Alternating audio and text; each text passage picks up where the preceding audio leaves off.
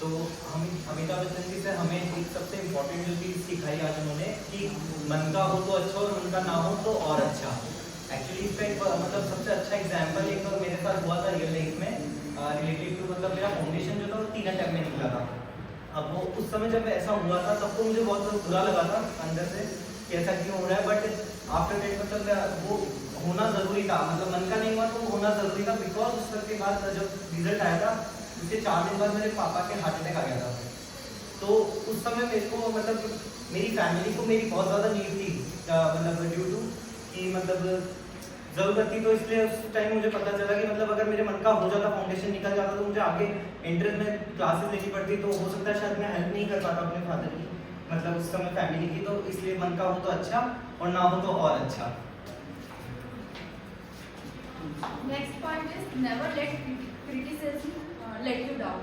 For example, जैसे जो best example है विराट कोहली, उनको जितना जब उनका डाउनफॉल चल रहा था, जितना उनको क्रिटिसाइज किया गया, आई डोंट थिंक किसी भी क्रिकेटर को इतना क्रिटिसाइज किया गया होता। उसके बाद में भी उन्होंने हर बार अपने आप को सही प्रूव किया, हर बार जब नीड थी तब हर बार सपोर्ट किया अपनी टीम को। वैसे ही हम लोग डेली भी बहुत सारी चीज़ों से सफ़र करते हैं, जैसे किसी ने हमारी अपीयरेंस के लिए, किसी ने किसी अपने बिहेवियर के लिए कभी ना कभी तो क्रिटिसिज्म फेस किया ही होगा। इसका मतलब ये नहीं कि हम सीए करना छोड़ दें या हम लोग लाइफ जीना छोड़ दें, कि इसलिए never let your criticism let you down.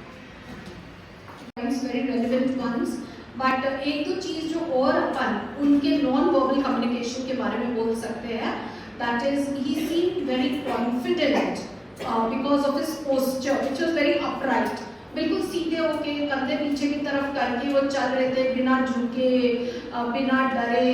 तो आपका जो पोस्चर है वो भी कम्युनिकेट करता है कि यू आर वेरी कॉन्फिडेंट और not. Secondly, one more thing which he did wonderfully well was that he used both the mediums, both the languages.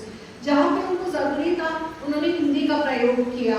लोगों को अगर वो ट्रांसलेट करके इंग्लिश में बता भी देते तो वो इम्पैक्ट नहीं आता, और बाकी का उन्होंने इंग्लिश में बोला because the audience was such.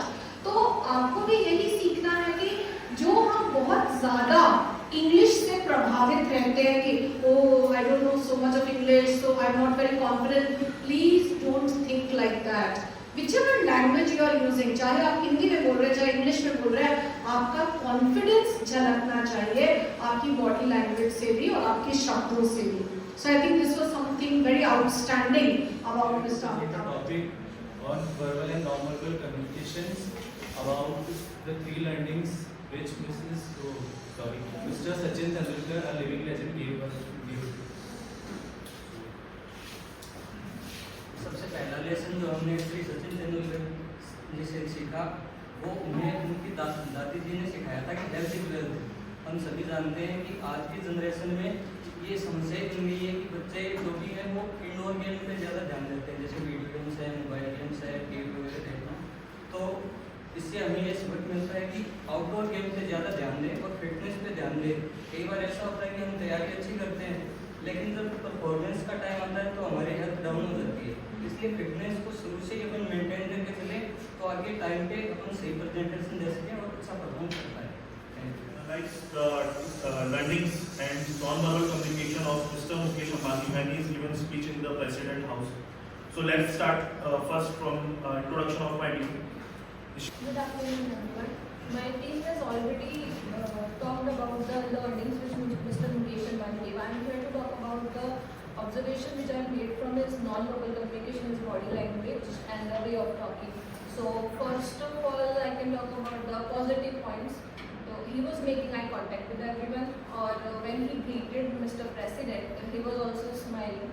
And second, third thing which is उन्होंने जो बोला, the way he talked, उन्होंने मतलब अच्छा बोला, मतलब we can say होता है ना किसी की बात में जो होता है, he talked it very good, लेकिन उनके बॉडी लैंग्वेज से जो हम नोट कर सकते हैं ना, his posture was not upright, वो बार बार अपने हेड को नॉट करे जा रहे थे, which is a point of distraction when we see someone talking। अगर बार बार किसी का एक बॉडी पार्ट मूव करता रहता है तो specially the head. And third thing is he was not smiling, उनके फेस पे कोई एक्सप्रेशन नहीं थे, sort of expressionless face, and he was just वो उनके शायद दिमाग में था कि क्या बोल रहा है पर उसमें कोई एक्सप्रेशन नहीं था। And as an audience we can not engage with such person for a longer time. So that was my observation. Thank you. The 3H mantra, head, hands and heart, कि जब भी आप काम करें अपना दिमाग तो आपको यूज करना ही है, अपने दिल से भी काम करें, मतलब कि your EQ emotional question should also be high. And तीसरा हैंड्स, मतलब काम तो करना ही है, ये नहीं कि आपने सब कुछ डेलीगेट कर दिया खुद कुछ भी नहीं कर रहे, तो अपनी रिस्पॉन्सिबिलिटीज अपनी अकाउंटेबिलिटी भी बनाकर रखनी है। To present our views on the verbal and non-verbal communications, on which Mrs. Indra Nui spoke about 3 learnings she got. So, first learning. First learning is be lifelong student. Have desire to learn and grow. Don't be satisfied with your knowledge and always keep growing. Second learning was put all your effort, keep passion always alive. Throw all your hard work, hand and mind always. Third lesson is कि जैसे जो छोटे हैं उनकी help करें, उनको आगे बढ़ने में हेल्प करें ताकि उनका जो फ्यूचर है वो एक अच्छा बेटर हो। Here we are to present verbal and non-verbal communication of Badshah of Bollywood, Shah Rukh Khan, a renowned actor and film producer. Good afternoon everyone. The first learning given by Shah Rukh Khan sir is that always be grateful to your mentor, your teacher and parents. Means कि आप life में कितना भी आगे बढ़ जाओ, कितने बड़े आदमी बन जाओ, पर हमेशा अपने पेरेंट्स की, अपने टीचर की, अपने मेंटर है उनकी रेस्पेक्ट हमेशा करनी चाहिए। फॉर एग्जाम्पल विराट कोहली, जब भी अपने फर्स्ट 5 चाहे वो स्पोर्ट्स से मिलते हैं तो आज वो उनके पेरेंट्स होते हैं, that shows respect.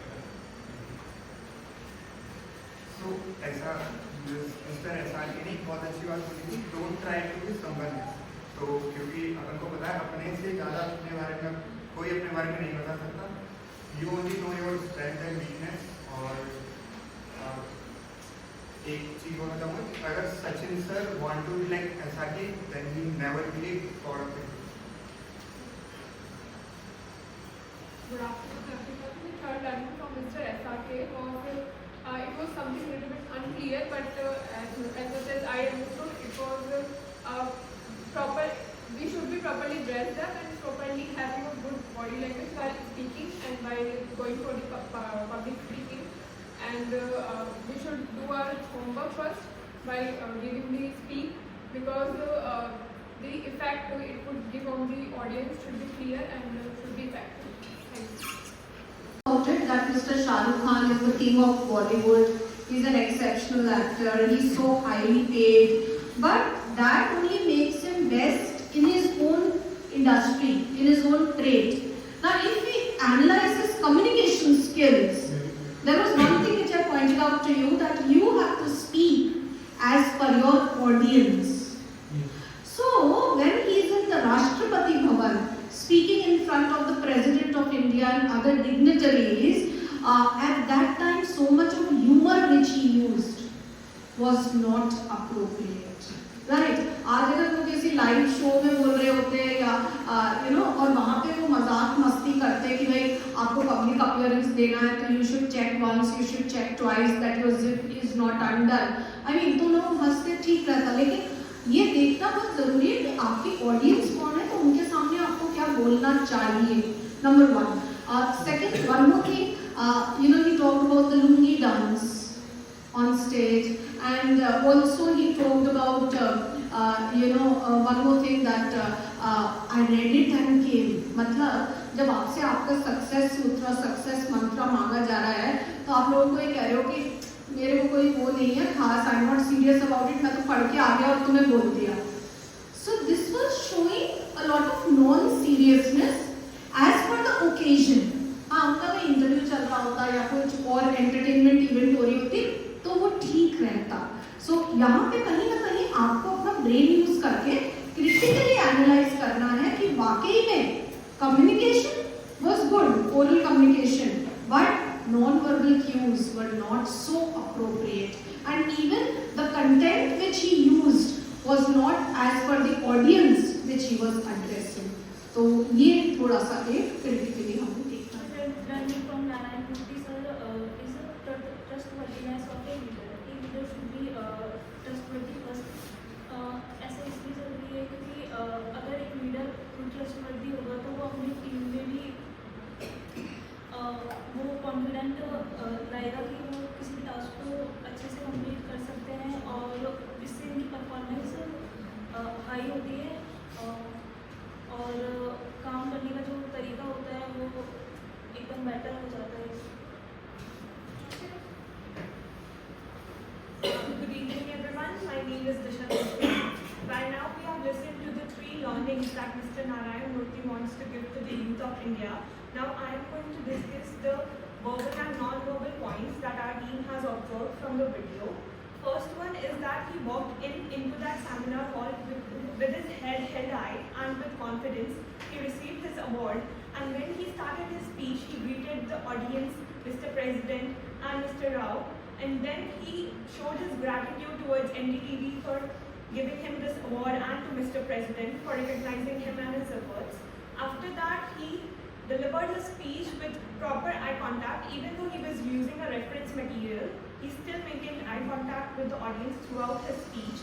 He used various intonations and voice modulations and highlighted important parts of the speech like courage and leadership.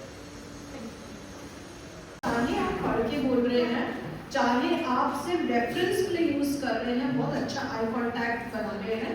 Written communication का सबसे बड़ा फायदा ये होता है, यू आर नॉट स्ट्रेस्ड कि मैं भूल गया तो, मैं भूल गई तो जब आप स्ट्रेस नहीं होते हैं, you are able to communicate better. इसलिए अब एक बैड एग्जाम्पल और एक गुड एग्जाम्पल अपन लेते हैं। गुड एग्जाम्पल लेते हैं, मिसेस इंदिरा गोयल तो कुछ भी लिख कर नहीं लाई थी, लेकिन उन्होंने बहुत प्रैक्टिस किया था, एक के बाद दूसरा, दूसरे के बाद तीसरा, फ्लुएंटली उन्होंने अपनी पूरी बात बोली, टोटल आई कांटेक्ट सबसे बनाया, सब लोग उनसे एंगेज हो सके।